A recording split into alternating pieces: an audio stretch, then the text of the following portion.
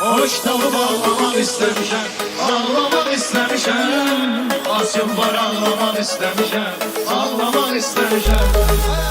DJ Asif Hacimlikli. Belki de herden keyfimi de yoklayacak yarım. Bilirdim ki bu kalbime sen ağlayacak yarım. Ben hasal hisseylemişem ki ağlayacak yarım. Özüm qabaqlamak istemişem, Ağlamak istemişəm, özümle ağlamak istemişəm, ağlamak istemişəm. Hoş tavup ağlamak istemişəm, ağlamak istemişəm. Asım var ağlamak istemişəm, ağlamak istemişəm. müebbet bir yare gibi kalandı kardeşler. Sevenler ve sevilenler çalandı kardeşler.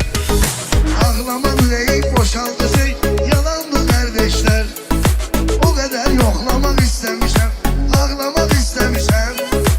O kadar yoklamak istemişem, ağlamak istemişem. Hoş tavup ağlamak istemişəm, ağlamak istemişəm. Asım var ağlamak istemişəm, ağlamak istemişəm.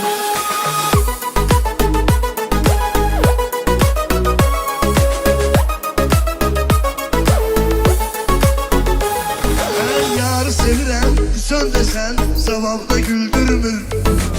Aşık derttir, geme bürüyen zavda güldürmür.